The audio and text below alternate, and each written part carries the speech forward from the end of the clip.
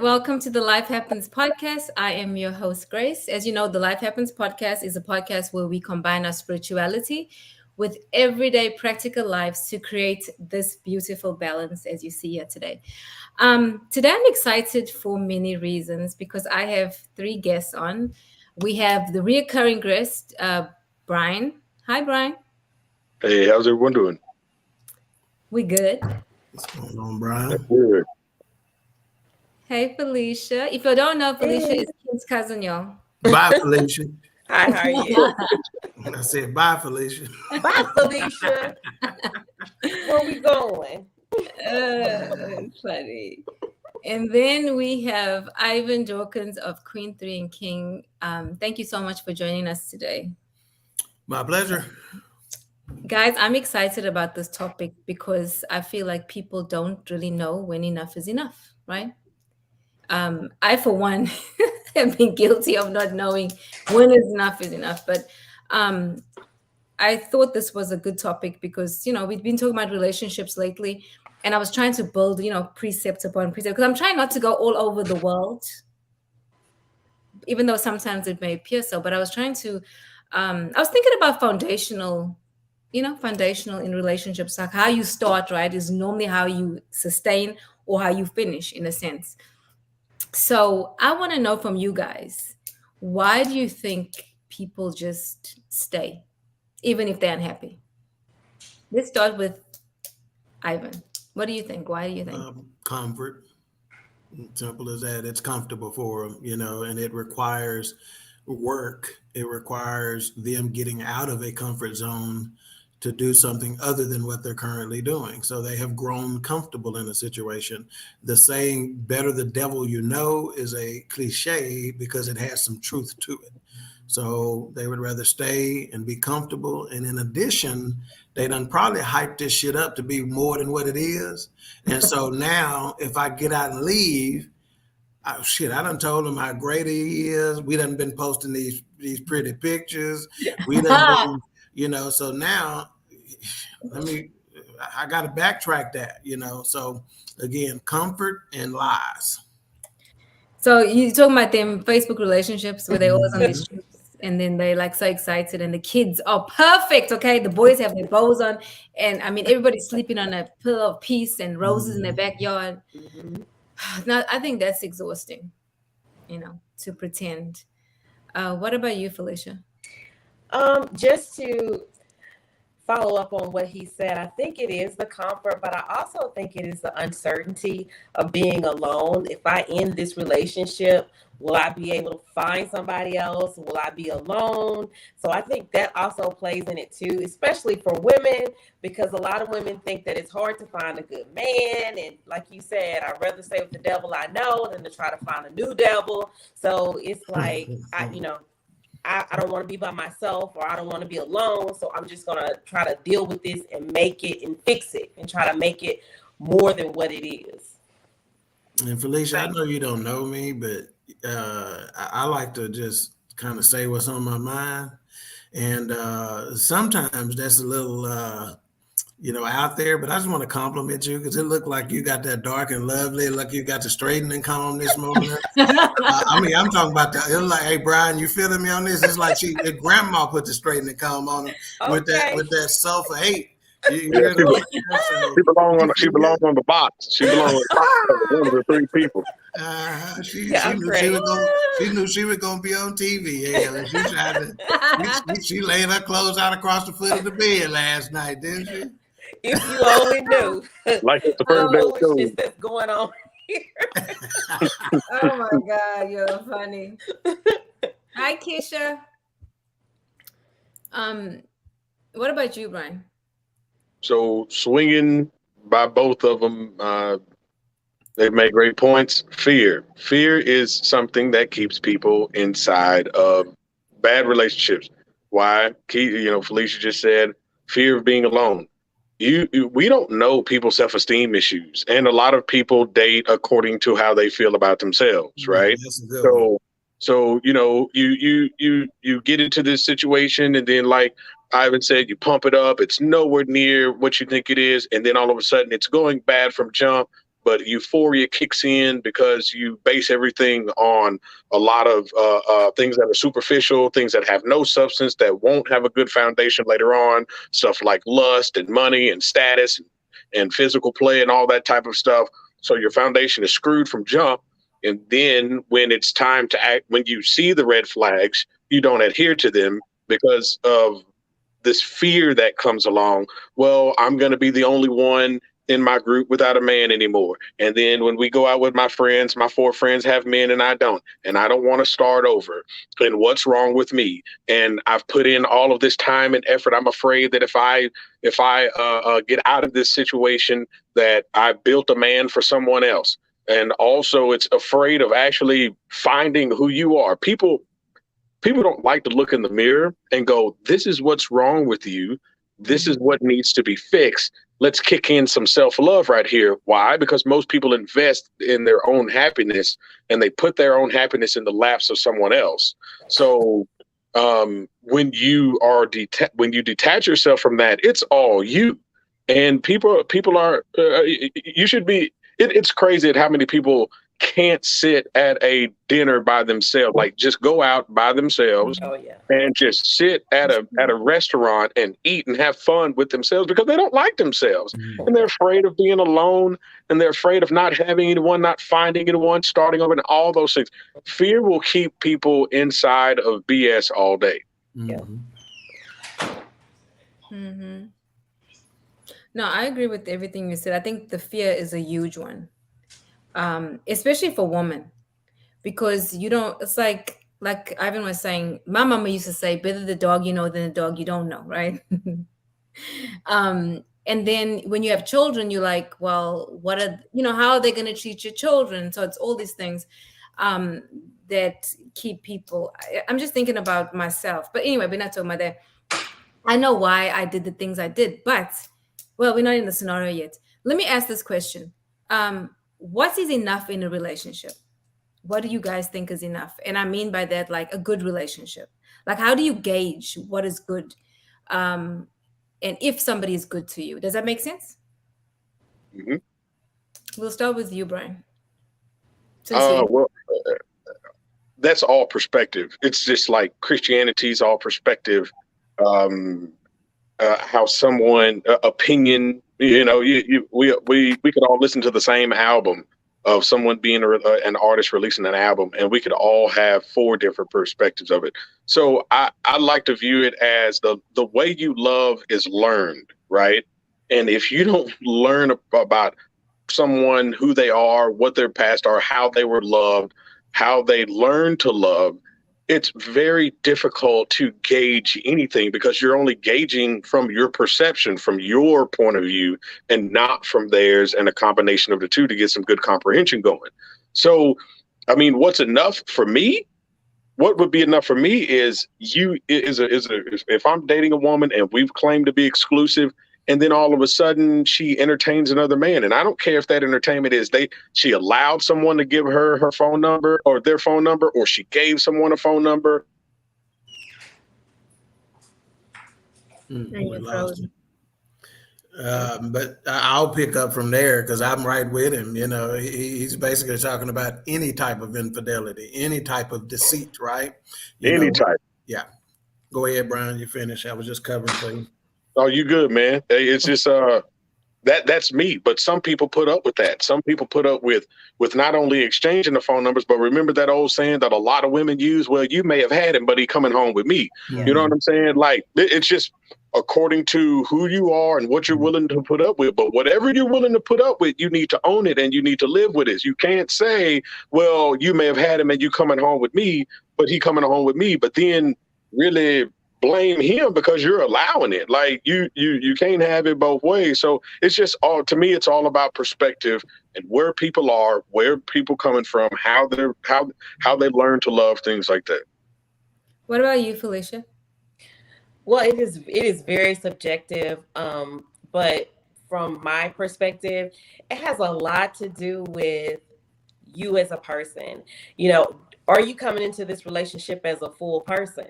Because a lot of the times we expect the relationship to make us happy, and the expectations that you want from this relationship today, I mean, you can cut on TikTok today and you will see a number of women talking about getting the bag, but is the bag enough?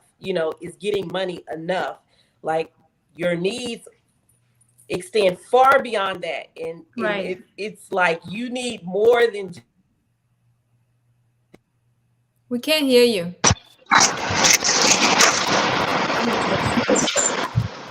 Hello? Brian is frozen.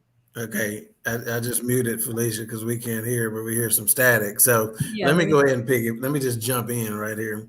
So you said when is enough enough, and you said you're talking about in a good relationship.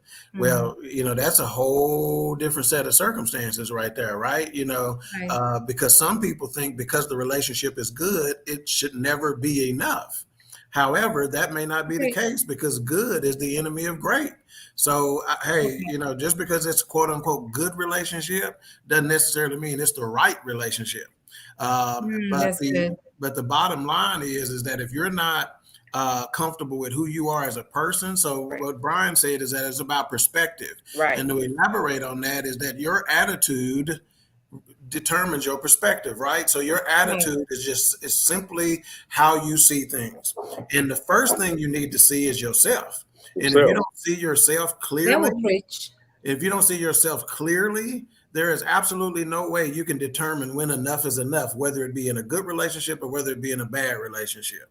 Yeah. Um, Agree. so, But to say, again, but like Brian said, it's all a matter of you personally. What you would put up with, somebody else might not put up with, and what you might not put up with, somebody else might put up with. mhm, That's good. Um, to add to that, I think people are not experts on themselves, so then they don't know what they like in or want in relationships.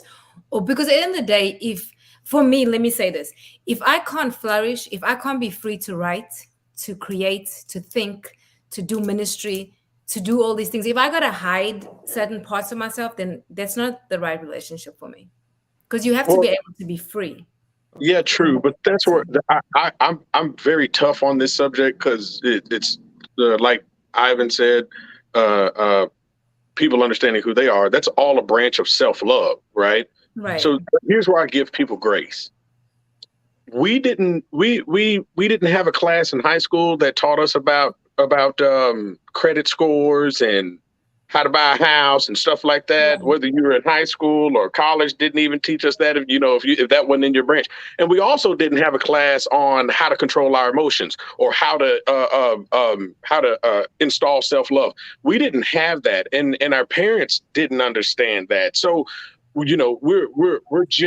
just now kind of getting like self love has become a buzzword, kind of like heal and Mhm. toxic. You know what I'm Mhm. saying? But And there, narcissism.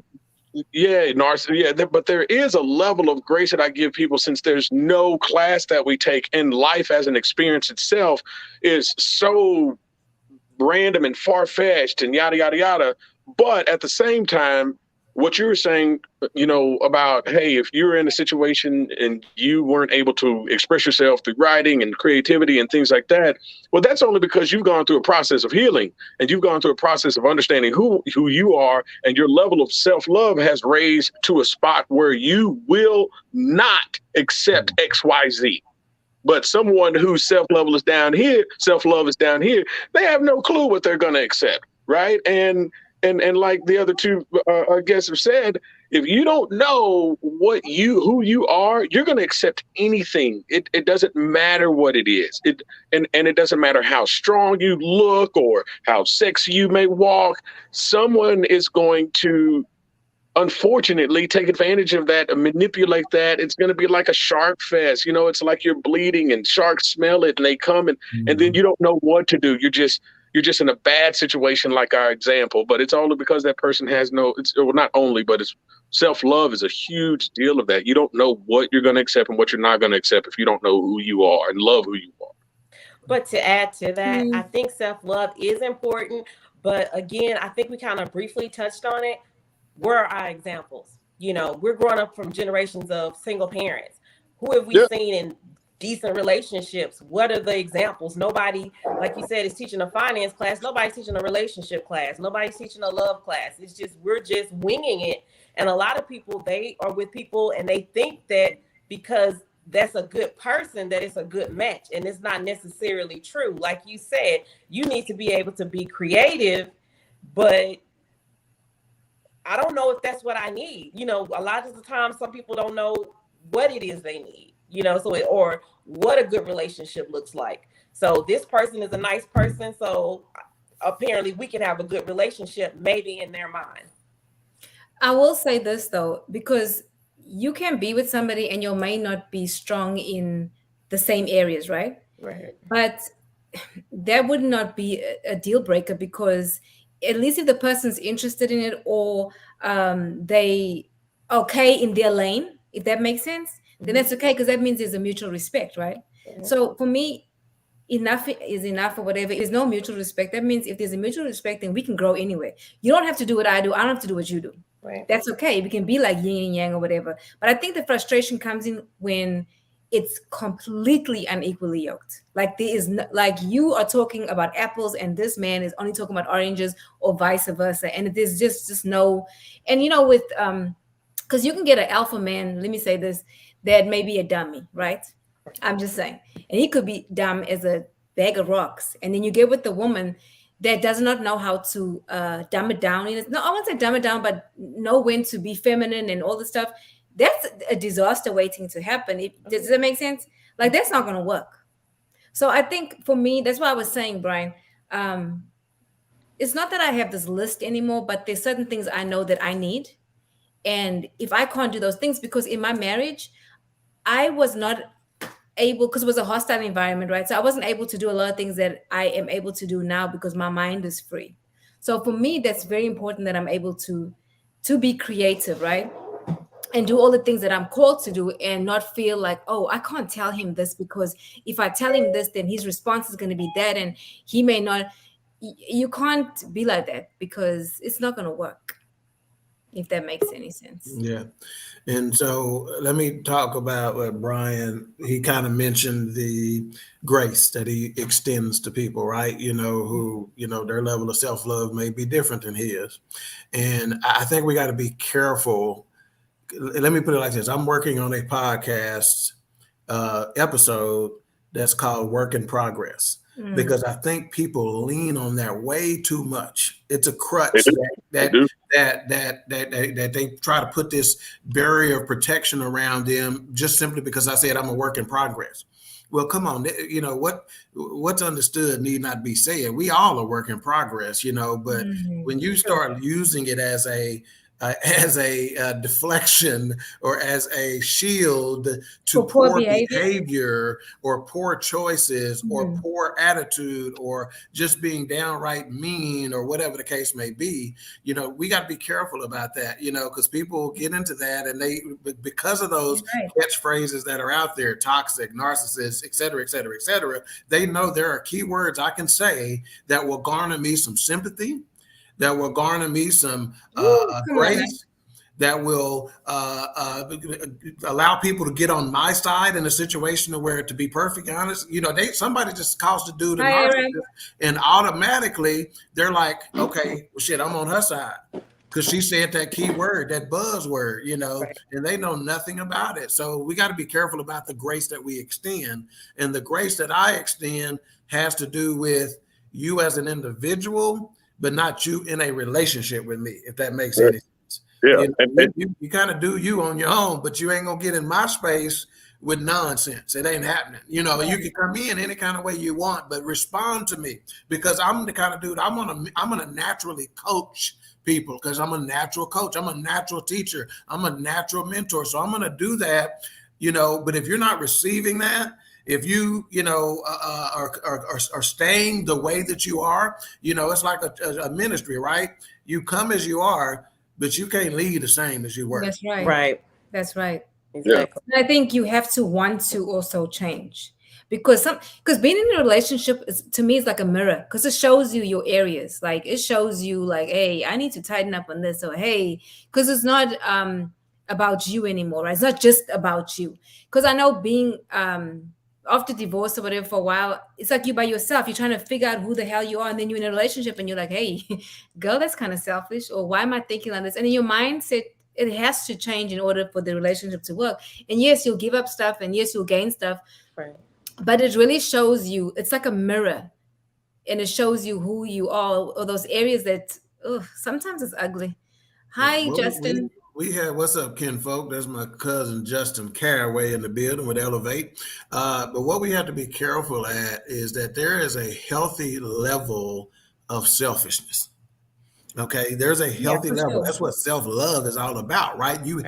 This is what I always tell people. This is the advice that I'll generally give them, is that if you don't take care of yourself, you can't take care of anybody else. It don't matter how much you love your husband. If you ain't taking care of yourself, you can't take care of him properly. It doesn't Yep. matter how much you love your wife. If you're not taking care of yourself, you can't take care of her properly. Right. Can't pour from an So empty cup. yeah, that's right. So Yeah. there have to be a certain level of selfishness. The problem is we as a society tend to overcorrect. And so think about riding down the road, you hit a slick spot, you overcorrect. When you overcorrect, that's what the slick spot didn't cause the wreck. Your overcorrection did. And now the vehicle flipped. So we tend to overcorrect in areas that have been bad, right? And this self-love could be one of them, right? Now you're so self-loving that you're too damn selfish. Hey, that's good. That is good though. Yeah. That's And good. so then it goes back to balance, right? Mm-hmm. Well, you have to have it. I mean, if there's no, so if someone like Ivan was talking about, if someone's throwing out all these catchphrases out there to, it's almost like, if let's just say we were master fishermen, right, Mm-hmm. and someone was throwing out some bait that could get certain type of fish, right? Mm-hmm. Well, the fish who know the tricks of the trade, they're not going to go after that little weenie bait. They're going to be like, man, you can't get us with that. We're going to swim right here and watch you. Right. Keep on throwing out that bait. You know what I'm saying? But once you come to a level of self-evaluation, self-accountability, self-awareness, self-love, you can see all that BS a mile away, right? So it's no matter what profession, like we all have different professions, right? And we all are experts at a certain point of what we do. So no matter what we do, where we are and our level of expertise, we know the difference between basic BS and something that requires a little bit more of our attention, right? And it's the same thing. When you start learning about yourself, when you start learning about people, when you start coming into the knowledge of a lot of stuff, then the basic BS doesn't bother you. I mean, it doesn't even affect you. You don't react and you don't respond, but it's definitely a balance, because I like to ask people this question, and I learned this through some psychology things and some philosophy, and kind of combine some stuff together. And we tend to put so much of ourselves into other people, whether it be our wife, our husband, our kids, and things like that. And I ask people all the time, without naming a human being or a pet, what do you enjoy doing? And I'm telling you, 99.9% of people hesitate when I ask them that question. Mm. And I've asked hundreds of people that question. You know why? Because the first thing that happens is, well, I like spending time with my kids. That's a human being. That's good, man. I'd like spending time with whoa, that's a human being. Well, I like going out with my friend. Whoa, that's a human being. And people hesitate and they start thinking, what actually do I, what actually do I like myself? And then, there's branches of that question. If you had $25 in a day, you had a whole day to yourself, what would you do? And you couldn't spend more than $25, because a lot of things that we do are connected to something monetary, right? Instead of just getting within ourselves and learning who we are, you know what I'm saying? So that we can actually, like you said, Grace, when we start dating and getting into a relationship, that we can understand that reflection. We can ask certain questions, and we can, be constructively critical over here of ourselves and that other person without any bad blood, and comprehend and understand and talk. And, it's a whole bunch of stuff that comes with it. Okay, so let me see if I can answer that question. With $25 in a day, they still sell dime bags? 'Cause I'm gonna buy me a dime bag. I'm gonna get me a Wendy's 4 for $4, and I'm gonna put the change in the gas tank. Yeah, that's what I'm. There you go. That's nothing but $15.64 spent. So shoot, you got some change left over. Yeah, I think, in my opinion, I think well, I will say the best advice I ever got was from my dad. And he said, everybody's born with two ears and one mouth. We're just generally speaking. If you do more listening than you do talking, you learn a lot about a person. That's right. Because a person, what comes out of their mouth, that's who they are. It's like if you talk long enough, like he said, you can get through the BS because you can only talk so much BS. After a person has not really said anything, that's when okay, after all the cordial things have been said, going forward, what is this Small person talk. talking about? Yeah, after small talk, what you really saying? Yeah, right, Yep. right. So I think Because that it's really important people that show we their start avatar listening. first. People show their avatar first, and they have a script that they've learned over the past 20 years of dealing with men or women that they automatically spit out. You know what I'm saying? And after that script, whether it takes a week or two or a month after that script comes down, then who are you? Your avatar is off, and there's it's either substance or lack thereof, one of the two, according to where they are. That's true. I like what Ivan said about a healthy level of selfishness. I know that's what you said a little while ago, but I wrote it down and I was thinking about that. Yeah, self-love is not selfish. It needs to happen. But again, it has to be a balance. And I think for women, a lot of times we put ourselves lost. Oh, yeah. Because we always, like I was telling my kids that I was driving, I was like, I cannot wait for you all to leave this house. There's 7 years with the youngest and 4 with my son. And I never thought that I would ever have that type of mindset. And it's kind of shocking. Like, I'm honestly ready for them to go. Girl, just wait. Yeah, because we evolve as people, and one of the things that people do as they grow, right, is that, for instance, I'm gonna give you an example. I done checked Brian out on the show a couple of times, so I've already been able to discern that I can pop him on the show. I don't need to tell him what the topic is, and he's going to be a good guest on the show because he's going to be able to. He knows himself enough. He's considered items in life enough to where he generally knows his thought process behind whatever issue or topic you give him, right? When people get to know themselves, one of the things that they are uncomfortable with is the fact that other people don't think the way they think. And they're not comfortable with that. Because they start thinking, okay, wait a minute, I think this way. You don't think that way. Their initial react is something wrong with me? Yep. Is something wrong with you? They don't understand. See, dissension doesn't have to lead to discord. That's right. It can just be a disagreement. It's just a basic disagreement, and unfortunately, like I said, people are not comfortable in disagreement, which is why long-term friendships can break down over one disagreement. We done been together 25 years and we ain't never disagreed. Well, what the hell you gonna do when you do disagree? Right. You comfortable enough to say, man, you tripping and going about your business. And then guess what? Whoever's wrong, especially if you're leading a spiritual life, I always ask for wisdom, right? So if we lead a spiritual life, eventually I'm going to get the answer, and I'm either going to get a way to be able to give it to you, illustrate it to you differently, or either I'm going to be able to see what you were trying to say differently, and eventually I'm going to get it. But if we trust each other enough, if we care enough about each other, you can be comfortable. You can be comfortable in disagreement. And in fact, H-Rap, who is in the chat room under the End of the Bench podcast, that's one of the first things that he said that I knew, okay, me and this guy can kind of jail, because he said, hey, we're just having a conversation. If we happen to disagree, no harm, no foul. If Brian says something, I said, no, dog, you got that wrong. Check this out. That don't mean Brian a bad dude. I already think highly of Brian. And just because he disagrees with me on one aspect of a conversation doesn't change the way I feel about it. No, that's true. But when people get defensive when someone's opinion is different, it's because most of the time you touch a nerve in them. And so they're going to respond. Or they feel like they have to defend themselves. Yeah, that's only. Well, first of all, I appreciate the compliment, and likewise, brother. But that's only because people. I don't mean to repeat this, but we have our body's designed to protect itself. I've said that before. Give it to us raw, Brian. I'm gonna tell you like this, man. Penicillin, don't dilute penicillin. Give it to us raw, homeboy. It's our body. God created us to protect ourselves long term because we were never supposed to die in the first place, right?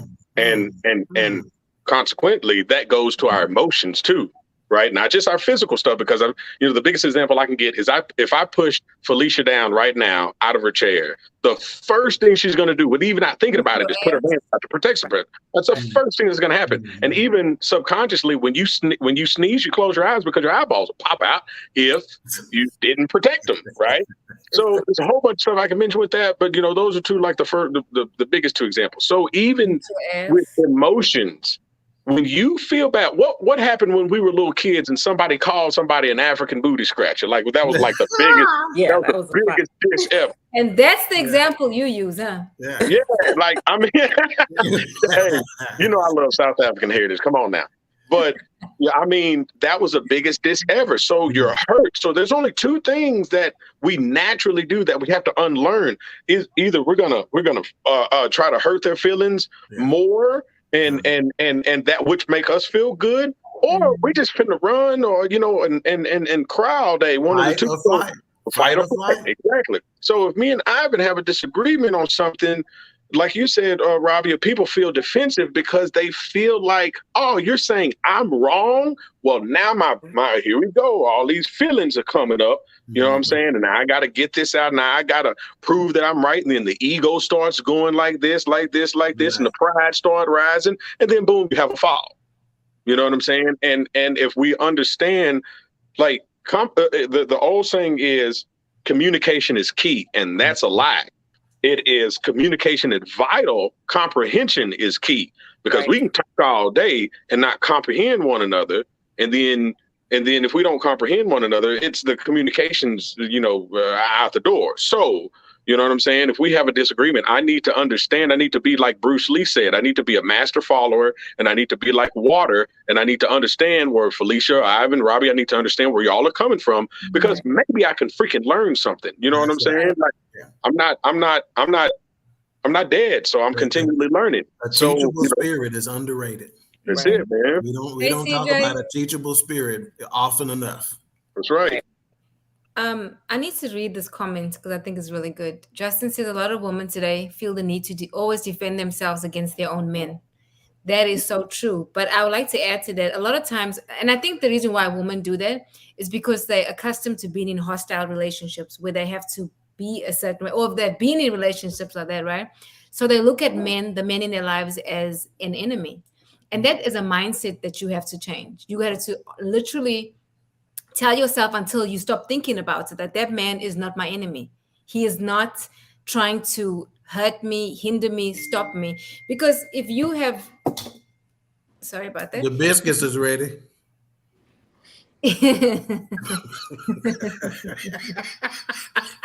Burnt them balls. Oh God! The last 30 minutes. It's burnt. But anyway, so I think it's a mindset change that has to happen. Because somebody told me one time, why are you always so defensive and so hostile? And you have to think like, okay, yeah, why am I doing that? See, people don't do enough of self-reflecting, right? Or we have a self-awareness, and it's great that you have the self-awareness, but what the hell are you doing with it, right? Because you can have everything, but how do you use it? Yeah, so you are an asshole. So how do you stop being an asshole? Exactly, but that's the problem. So I'm learning how to play. I'm learning how to bowl. Okay. And I've been bowling. So I used to go bowl like. Oh, holla at me, Hey, we can do that. Holla at me. Today I was practicing. I did like 215. I did 185. Practicing? Hey, what you talking about practicing? The professional score average is 235. Hell, you bowling 195 and 215?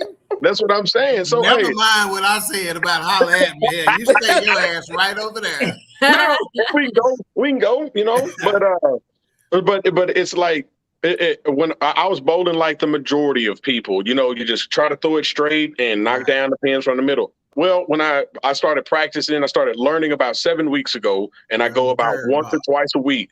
But what did I do? I'm a coach. I'm a basketball coach and some other stuff, right? I just thought like I would teach a player. I would go, well, if I want to learn how to do something like the pros, I need to go to the foundations. I need to look up videos. I need to look up training. I need to possibly get a coach because my knowledge, the Bible says, do not lean on your own understanding for a reason. Right. I can't go to a bowling alley and then just try to learn how to bowl from my own knowledge because I don't know what I'm doing, right? And that's the problem with people. People use these words like self-awareness, self-accountability, healing. And I go, well, what does that look like? What did you do? Did you go to a therapist? And they go, no. And I go, well, you ain't healed nothing. Right. What are your techniques of healing? What do you practice? Because you aren't you aren't what you say you are. You aren't what you think you are. You aren't what you believe. You are what you practice. So what practicing methods are you doing with healing or with? So if someone says, hey, Robbie, you are defensive all the time and you're angry all the time, and you go, okay, what does that look like? There's so many resources out there. You can literally get on Google and go, why am I angry all the time? And there's a whole bunch of free psychological help. And just think of how simple that sounds, man. Yeah. But Ivan, hey, people love to complicate things, man. Right. Simplicity is the ultimate sophistication, but humans will complicate everything every freaking time. That's because we like to be victims of our circumstances. We like to use it as an excuse. What happened in your childhood? Okay, that was then. Now you an adult. Yeah. You can do something different about it, right? But it's easy to be a victim. Because it's harder to do the work. It's messy. You got to really look at yourself and say, I'm a nasty individual. Right. People don't want to do that. Yeah. No. Even like when you get divorced, let's be honest. A lot of times when you first come out of divorce, that man or woman is the fucking devil. Okay. And that's the first layer. Okay. But as you do the work on yourself, you start realizing, hey, I'm a mother sucker too. Like I contributed to this thing. But people are not honest. So what happens is that they get into another relationship and they do the same shit. And the man is bad and you just this quiet, lovely woman. You didn't do shit. Right. That's not reality. Right. I mean, but the reality is that a lot of people, and it's including women, I hate to throw us out there, we listen not to understand. We listen to react. Like I'm not really hearing what you're saying, but I'm getting my answer together for what to be on the defense. One of the things my husband told me the other day, I was in there working on my closet, trying to get my closet perfect. And I was like, babe, can you do this? Can you do that? He's like, wait a minute. You need to finish a project.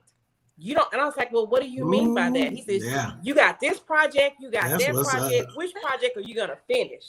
And I'm like, okay. But I wasn't listening with the ears of he's saying that I can't finish a project. I'm listening. You know what? He right. Yeah. Let me go ahead and finish this and then go to work on the next project. And see what that tells me is you trusted him. See, whenever I hear people who are defensive with other individuals, it is because there's a lack of trust there. You got to trust an individual to not be defensive when they coming at you with something.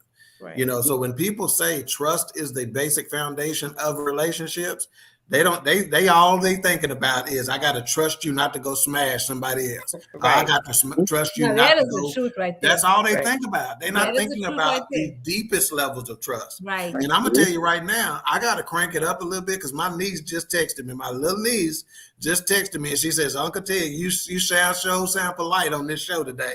So I'm finna have to go now. So the first half, y'all got polite me, but I'm finna tear this shit up now. So she said I'm polite. But you know what though? When you said about trust, I'm gonna tell you something. It's not that you don't trust a person like with your person.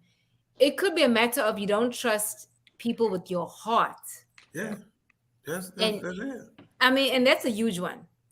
Yeah. Because if you cut a person, they'll bleed, they'll heal, they may have a scar. But heart issues, those are the deeper ones to me. Yeah. And see, that's the thing. To me, you got to trust people with your whole self. Yep. If you especially, and again, let me take that back. I'm not going to say you got to trust people with your whole self. You got to trust your significant other with your whole self. Oh, yeah. If you're in a relationship, a committed relationship, especially marriage, if you don't trust that individual with your entire self, look here. It may last a few years. It may last 10 years. It may last 20. It ain't going to last a lifetime. You got to trust them with your entire self. That means not only your heart, Oh not yeah. only your emotional self, you got to trust them with your physical self. Right. And that is a great point, because when I first got married, a years ago, my dad told me, he said, look, you're gonna let this man be the king of your household, whatever. He said, if something happens to you, I can't help you. If they put you in the hospital and they ask somebody to pull the plug, they gonna ask him. That's right. So is he worthy of, pulling your look plug? at her, B. Jones. Man, And tell that's me true. that ain't a conversation some daddies need to have with their daughters early Wow. on, and put it in those terms. See, it's not enough detail. They telling them that kind of stuff, but they're not giving that kind of detail. In other words, you provide examples. And that reminds me of Marriage is Real is one of the podcasts on this show. They come on Tuesdays at 8:30 p.m. Central Standard Time. And one of the things that Jamie says, she's the wife on there, she says early on, she goes, look, I didn't like hearing nothing bad about me. Because she says, I knew I was a good person. I'm a good individual. You telling me what now? You said I'm like what? And he was like, when you do this, it make me feel this way. And she like, well, you need to, maybe you're not hearing it right. Or maybe you, whatever. And she goes, finally, she got to a point to where she said one day she just asked him, can you give me an example? Oh, that's And she good. goes, when he gave her an example of what he was talking about, she was like, God, dog, okay, that makes sense. Right. So, again, when I say if you can give somebody an example, and if we think back to our Father, isn't he someone who teaches through examples? Jesus gave thousands of everything that Jesus did was an example. And that's what tripped me out. That's what trips me out about people. And I had to take a step back myself. I talk to a lot of people. And it amazed me at how people couldn't just look on the other side of the fence or look at someone else's perspective or find an example in their life that could be parallel to the subject. Like real quick, this big thing that's going around about Carolyn Bryant. She was the white supremacist lady who basically said Emmett Till whistled at her and yada yada. That got him lynched, right? And it's coming up, the DOJ closed the case, but everybody's still pushing, of which she needs to go to prison anyway, right? And I was talking to a person that said, well, she's old, and I mean, how many years is she going to go into prison for? And I said, let me ask you something. If someone raped your daughter right now and then murdered them and went on trial, and there's all this evidence that said that this person did it, and the person did everything except admit it, but the jury, through racially motivated reasons, let that person go free. And then 50 years from now, you were able to reopen the case with a new jury, with new evidence that could put this person in prison. And that person was 70 years old. Would you just sit there and go, well, they're 70 now, so it doesn't matter. Rape them. And they went, no, I wouldn't. I'd stand up for my. And I go, whoa. You didn't have that same energy a while ago when we talked about Emmett Till and Carolyn Bryant. So people, it's amazing that I've said that, because people just do not. I don't know why, and I'm trying to find out, because it's interesting to me how people can't just go, here's an example in my life or something. And I know it's got to do with, self-reflection, self-awareness. But, I study a lot of Bruce Lee, man. And Bruce Lee was like, I'll tell you what, Jerry Rice. Does everybody know who Jerry Rice is? Yeah. Okay, Jerry Rice. Robbie, do you know? No, she don't. No, you don't. Okay, so Jerry Rice is a Hall of Fame wide receiver. She think he related to Uncle Ben Rice. Hey, that's what you don't know. She doesn't look at football players she think is cute. That's it. But Jerry Rice, Hall of Fame wide receiver. He won multiple championships. Oh yeah. Arguably the greatest wide receiver in history, right? But after he won a Super Bowl, that very next day, he was practicing. Why? Because he's always getting back to zero. He's going, what about me? Can I fix? Can I get better? Right. No matter how high he got, he never let it check. He never let it check himself into this ego, and that's what we don't do as humans. No matter how we advance, right, and be proud of every progression. I always tell people to celebrate every small victory. You know what I'm saying? Right. So celebrate the small stuff, but also know that, say, man, I got to make sure that I'm humble, and I got to make sure I'm building from the ground up. I got to make sure I'm listening to comprehend. I got to make sure I'm trying to understand other people's perspectives. Wow. All those and all Wow. those other stuff. Yeah, Really? yeah, Yeah. See, B, our minds are rigged to self-justify. exactly. Okay, Yeah, so we could be guilty of the exact same thing as somebody else. Brian did something, we talking about it. I'm like, man, I don't know why he did that, man. He know that's wrong. yeah, I that's a do good the point. same thing. Well, Yep. man, I was dealing with this. I had this going on, and I had, Right. so we have a built-in self-defense Yep. of our wrongdoings, but we are wanting to publicly crucify those who do their wrong, right? Instead of trying to understand it. So Yeah. again, our minds are rigged to self-justify, and when it comes to disagreement and our uncomfortableness with that, it's because we think we're less. It makes us less than because we're maybe wrong about a subject, or I don't want to admit I'm wrong because maybe I admit I'm less than.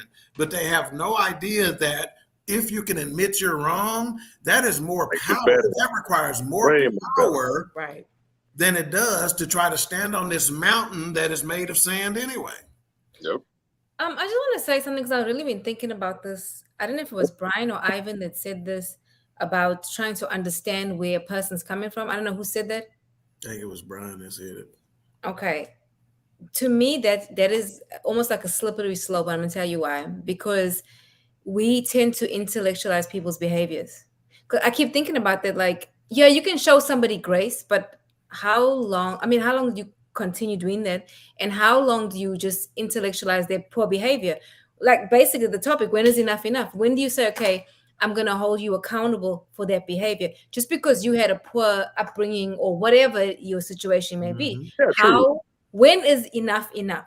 When Yeah. do you hold people accountable? Like, I have a family member currently. I had an argument with my brother about a family member that they were trying to tell me, well, that's the way they were raised, so this is why they did. I don't give a damn. I don't care. I don't care.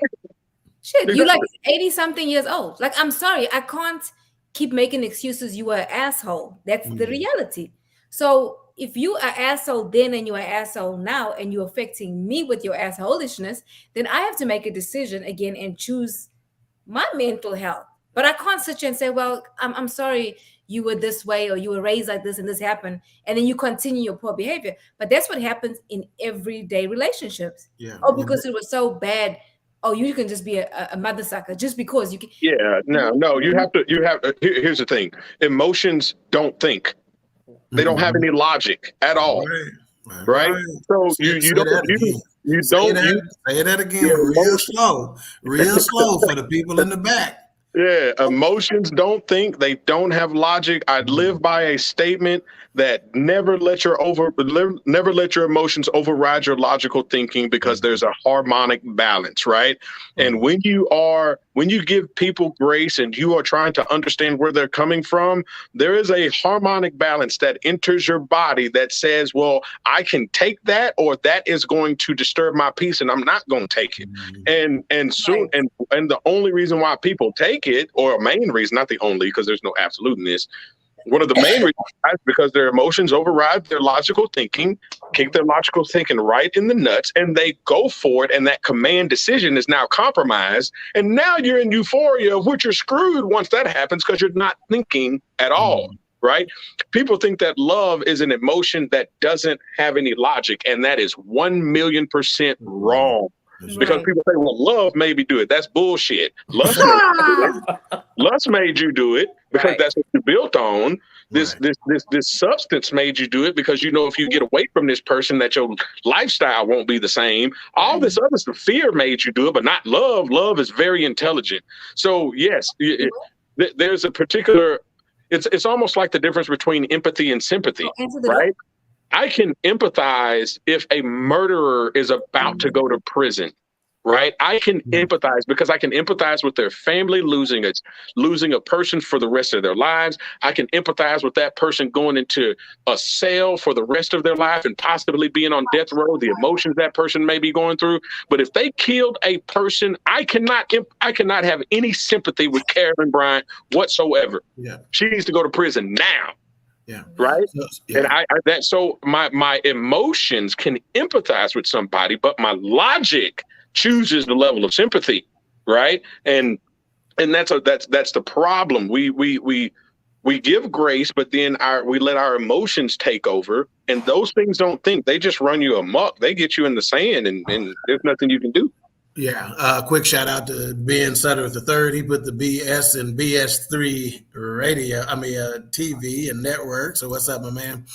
So here's the deal, Brian. So grace and forgiveness are not attached to exposure. They do not require exposure. So just because we extend some grace and some latitude and some forgiveness to somebody does not mean that we have to continue to expose ourselves to them. Right. They're completely different. They're synonymous. They're mutually exclusive. And a lot of people think that they are connected, and you don't have to. Well, I forgave him, but I ain't never talked to him again. That's possible. That's fine. That's very possible. Right. So like I said, people got to understand that your grace and your forgiveness is not about, being exposed to that individual, Exactly. Because neither one of them is a sin. Like you said, if someone betrays you and you forgive them and you try and they try to reconnect and you reconnect with the situation, that's not a sin.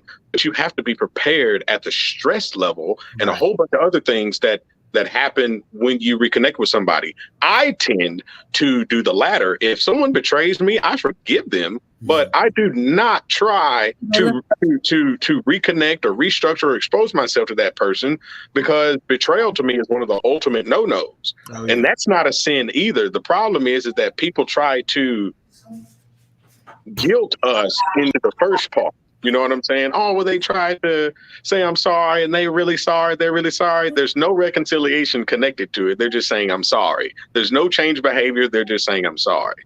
But, it's just, it's like you said, man, you don't have to expose yourself to that person again or that situation. Yeah, no doubt. So Grace had to step away for just a moment to deal with an issue. So let me ask you this, because again, we did not necessarily read this scenario or get into it very much. So I want to kind of dive into one of the first things that I saw. Okay. We reading this long ass letter. Right. And one of the first things she said in an early paragraph was, "It's been happening since day one." Right. Her fault. But now we done been together for about 2.5 years, and we just had a baby, and that baby is 2 months old. Right. Well, 2 months plus 9 months of pregnancy is 11 months. You done only been together 2.5 years, which is about 30 months. So that means pretty early on you were having unprotected sex, but you knew from day one that it was an issue. Brian, how do you continue even reading the damn letter? I had to force myself to read it just to make sure it's the most stuff, because I'm like, I'm through with this.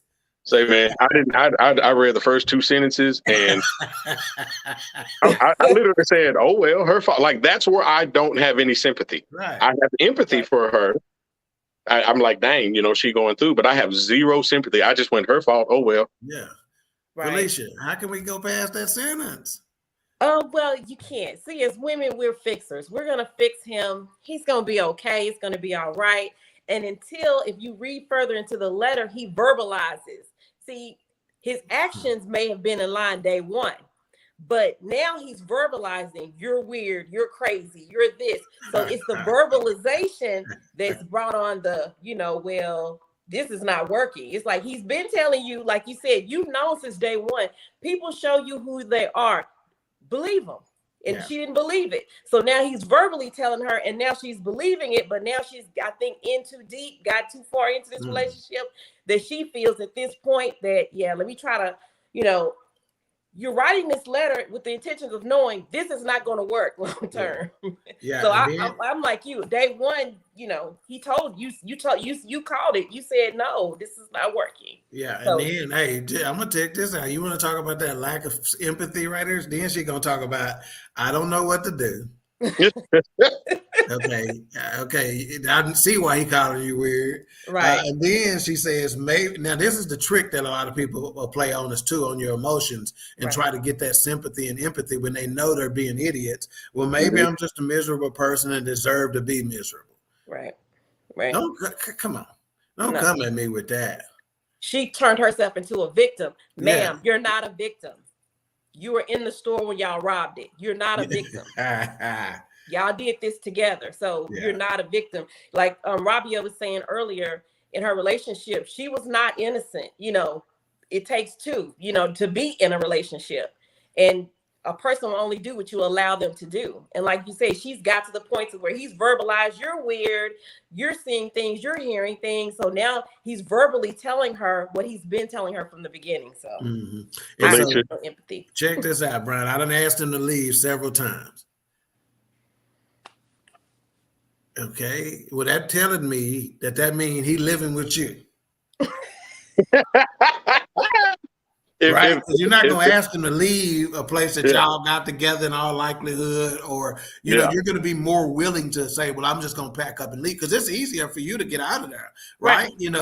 right? So you asking him to leave Mm-hmm. several times. With a conversation, how is it some more paragraph after this? You asking him to leave, but he won't do it. Well, you can call the police and get some assistance with him leaving. you can. He won't leave. Well, ma'am, is his name on the lease? Probably not. You But don't, not, and let me. Are y'all catching? Is feeling like he don't got no job in this situation? Are y'all catching that at all? I was gonna say something like that too. I said maybe he leeching the whole time, but once he's gotten away with one or two things, he gonna keep getting away with it because she's allowing it. Yeah. And Right. you know what I'm saying? Like Felicia, you said something about verbalizing, and you said a great Maya Angelou quote. There's one I like to say before the Maya Angelou quote. When your actions speak so loud that I can't hear your words. I don't give That's a damn what you say. right. Like let's just take when you like Felicia, you're married. I'm not sure Ivan if you're married or not, No, but I'm divorce. I'm not married, right? So when let's just say I'm dating a woman. When she says what she likes and what she doesn't like through conversation, what she does, how she acts, how she's raised, how she's learned to love, I put it all in my mental Rolodex and I just lock it in there. Right. And Mhm. then I see if her actions as we move along align with what she told me because I'm That's not right, forgetting. man. That's And if right, they man. don't align, then I'm going to do one thing. I'm just going to ask a question. Right. I'm going to ask a question. I'm going to communicate. I say, well, you know what I'm saying? Like you said this and it said this, but this didn't happen. Or when and hey, maybe there's some grace given there because there's some maybe going on. Maybe there's not. But I'm just saying he has shown her for at least 2 years Mm-hmm. That he's not. Yeah. there's no so all of this is she's everything that we said earlier on. She's fearful, she's comfortable, she has no self-love, she doesn't want to be alone, and she may have used this baby as a trick to try to get him to Possibly. change. You know Possibly. what I'm saying? Well, if, So, if if I have his baby, he'll change and oh he'll do no. better. Man, whatever. Or he'll stay with me. He done stepped out on her more than once. Oh, Duh. no You know doubt. what Yeah. I'm Right. saying? You No know what I'm doubt. And I'm gonna get to some of them questions that he be asking here in a second, but let's get a couple of comments for some of the viewers. So Mika says forgiveness does not always equal reconnection. I say that often.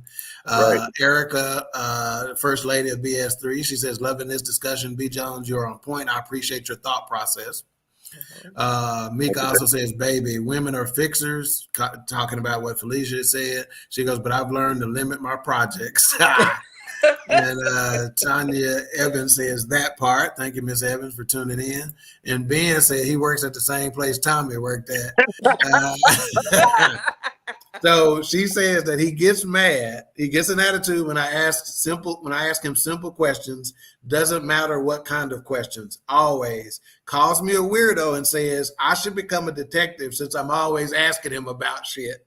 Now look at here. Now let me say this: the dude probably ain't good to be in a relationship with, but I'll sit down and play some dominoes with this nigga. I'm telling you, because he is funny, you know.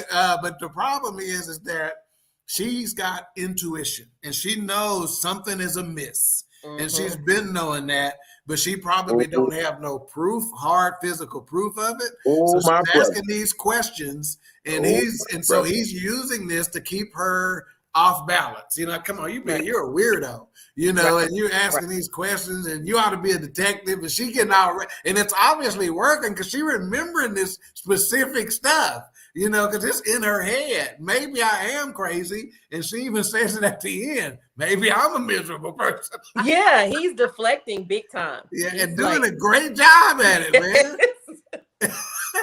He throwing the dominoes under the table. Yeah, He'd be like, "Hey, everybody, bird," and then throw the dominoes under the table. But hey, you said something that I am going to.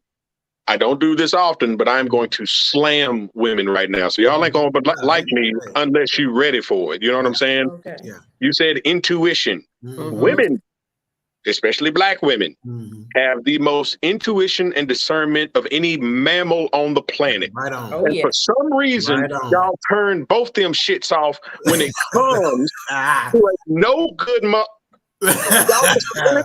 Right, man. Like y'all see him coming a mile away, and you let lust, you let lack of substance, and you let materialism, and you let all this other BS that your logic is telling you not to fall for.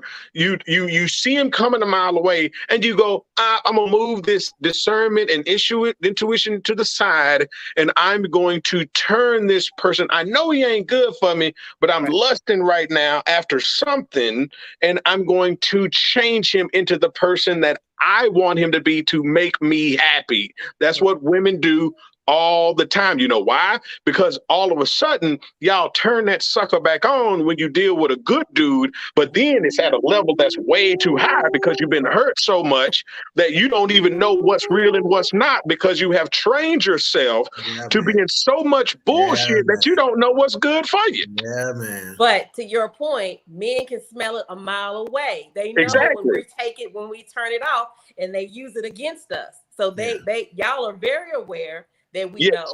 Just like his deflecting, you're a weirdo. You need to be a detective. Why are you doing this? Okay, so now she's, self-doubting herself because of what he's telling her. So but I'm always going to put it on you in this particular case. I'm going to put it on women a lot more for one reason. She's been like this from the beginning. He ain't showed her this 2 months. 2 years into it. She knew he was no good from the beginning. And like you say, it's almost like someone asked me that one time. Well, how do women know this and that? Off top. And I say, wait a second, bro. Like when we used to hit up the clubs a lot, which woman you could sleep with. That night, just by looking at her, y'all catch eye contact without even, it's like So B, you know what they used to call me at the job? They used to call me the big cat. They used to call me the big cat. They said big cat of the Serengeti because I used to tell them we walking through this Serengeti. I'm gonna hit this weak gazelle. You can see him. I'm not going to charge the strong one. That's exactly the analogy I was going to use because lionesses, that's how lions hunt. They don't communicate. They do communicate. We don't understand how, but they just look around and they go, "You ready? You ready?" And they pick the weakest one. So yes, men can do that. Men can seek a woman out and go, "Oh, I'm fixing to manipulate you." Right? But women, y'all are the allowers, if that's a word. You know what I'm saying? Y'all, nothing goes down without a woman's yes. Well, think about it. It's in the anatomy. They are receivers anyway by nature. We're givers, they're receivers by nature. Right. So they gotta allow it. Ain't nothing gonna go down if they don't allow it. It trips me out. Y'all turn that discernment off every single time when a no good dude in front of your face after this bull crap lust that y'all been brainwashed into. Yeah, so I need Felicia to defend I need you to defend the black women of America. Go. But then again, let's go back to what you said. She started being a detective. That's what we do. Right. If I ask you a question, I'm gonna keep asking you that same question till I get the answer there. But guess what? Felicia? It's I'm not gonna say this as don't take this at face value. Okay. But it's too late now. You've gone through 30 plus month, 3-year relationship. Now you got a baby by him. Now Right. you're traumatized. Now your trust is zero. Your self-love and your self-esteem is crap because this woman is doubting herself in Right. this whole scenario, talking about, well, maybe it's me. No, it ain't you, it's him. And now you've gone down from here, you've gone from here to here. Now it's too late. Now you have to it's like I don't get frustrated, but it trips me out when all of a sudden I see a lot of women on my timeline on social media go, "Oh, it's my self-love day," and it's always after a breakup. Mm-hmm. It's always Mm-hmm. after, and we know people, like, what I'm saying, you get into this relationship and you look at the situation, you be like, man, they're gonna break up in 3 months. Because Yep. first of all, I need to know the ending. I need to know the finale. Y'all done pump, like Ivan said, you said earlier, you done put this whole beautiful limelight of a relationship on social media and talking about he or she is the one. I need to know how it ended. Right. But where your people at? See, that's my question. I'm gonna tell you where they at, Felicia, because that's where I was Where gonna go. girls? They telling her ass, because see, that's another thing I was gonna say. When Brian talked about they turn these things off, right? Mm-hmm. But guess what? They can see everybody else shit clear as hell, though. Right. Sure. So I guarantee you, she got somebody that can see her stuff and probably telling her about it, and she just letting it go in one ear out the other. And the reason why she is because she goes, I'm not constantly trying to cut him down or make him feel bad. I love him and I don't want to feel like this towards him, but he just doesn't do anything for us. Wow. She ain't giving me nothing to fight with, guys. I agree 100% because I'm her people's. I'm like, look, girl, this is not what it is, Yeah. I'm not a licensed therapist, but I do study it. So when I remember one time a friend of mine came to me and said, B, I got a situation. B Jones got a situation. You know what I'm saying? Mm-hmm. And they trusted me with the information. And they said, man, what do you think I should do? And I said, I'll tell you what, let's take a piece of paper out and let's write the pros of the situation. And then let's write the cons. And it was a relationship. And the pros only went like 4 or 5 lines down. The cons were about 15 to 20. And I said, all right. So at the top, I want you to write a name of a person that you know, just a friend that you know. And they wrote somebody's name at the top. And I said, okay, here's the paper. You said this is John. This is John's situation right here. And I said, what would you tell John to do if John came to you and gave you these pros and cons? Like Ivan said, there's a whole bunch of people around telling this girl what the situation is, and she can see other situations. But when it's turned around on her, you know what I'm saying? She tries to validate it and make all these excuses and all this stuff. And it's just sad. I mean, but I really don't have a lot of sympathy for it because she saw it right off top. She should have never been in this situation to begin with. Yeah, what she's likely done is made them adversaries. Because again, we don't want to hear the truth sometimes, even if we know it. So what she's probably done is taken what they've been trying to tell her and villainize them in one way or the other. Or he is villainizing them. They don't want us to be happy. There you go. They don't want us to be together. There you go. Girl, I love you. And then he follow up that villainization by coming out the top rope that night, like John Lewis say of Man Talk Mondays. He said he done come off that top rope off of it and hit it just the right way. Right. Now I'm gonna listen to what you got to say. So now when we the pillow talk is what they used to call it. Some of you young folks out there may not understand, but pillow talk, they used to say, he laying there and baby, they just don't understand us. Right. We gotta kind of love that. See, he ain't got to be. See, here go the thing. He can be an asshole 95% of the time. But if you say the right shit in that 5% of the time, you can cover all that 95% up. And guess what? Yeah. We're gonna wake up in the morning and I'm gonna drop you off at work and I'm gonna take your car, go get me a sack, go to the house, smoke one, go to my side chick house, knock her off, then I'll be to pick you up when I get done with that. Hey, and we I'm not so sure that this girl in the scenario is the main chick. Possibly.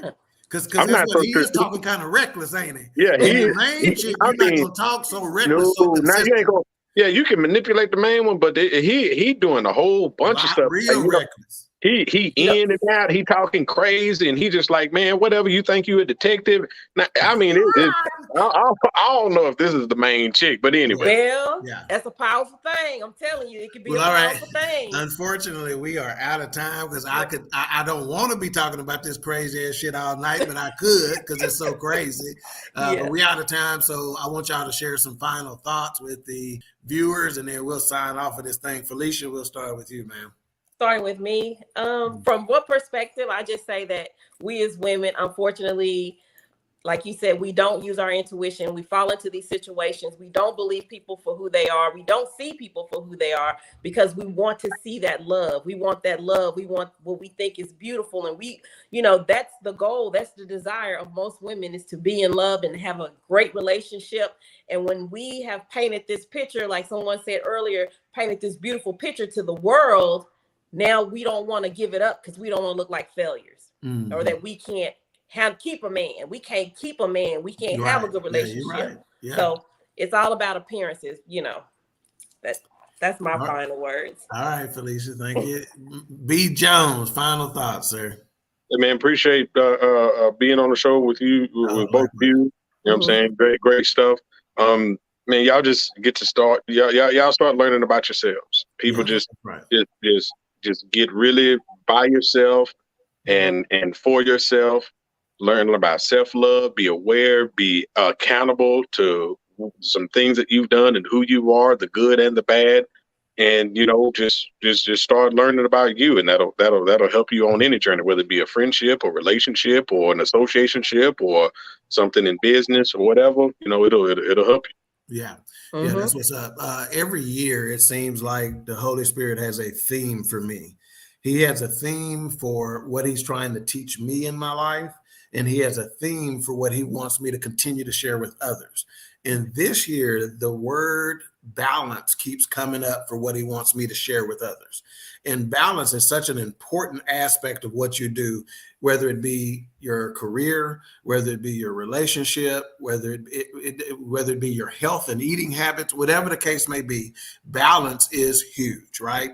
So that's what I would leave the audience with, is just simply consider balance in everything you do. And if it feels out of balance, likely you're going to be the first one to notice.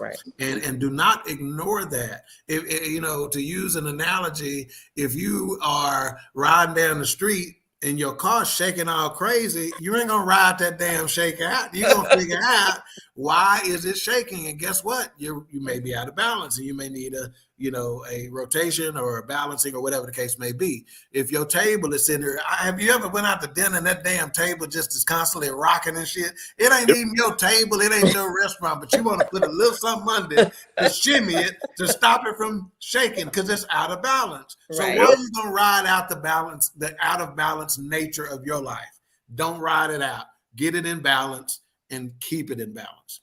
And again, this has been another episode of Life Happens. Again, Grace had to step away, but we got her covered because we do this shit. You hear me? And this show is sponsored by Queen 3 and King. So we're going to leave you with the commercial from Queen 3 and King right after we say goodbye. Y'all wave goodbye to the folks. We appreciate y'all's participation. And B and Felicia, y'all hang on till after the show so we can kind of talk in the green room. Okay. All right, we'll see y'all. Alicia. You can't hold somebody to that standard if you haven't voiced what you want and what you're needing from that. Mika. If you're not communicating expectations, you're waiting for your feelings to be heard. Nicole. A lot of people don't want to take the time out to be alone and to get themselves together. Ivan. You got to be willing to work through stuff. And from the jump street, y'all done had problems. Maybe you don't need to be working through those. BS3 Network proudly presents Queen 3 and King podcast. Live every Tuesday at 7 p.m. Central.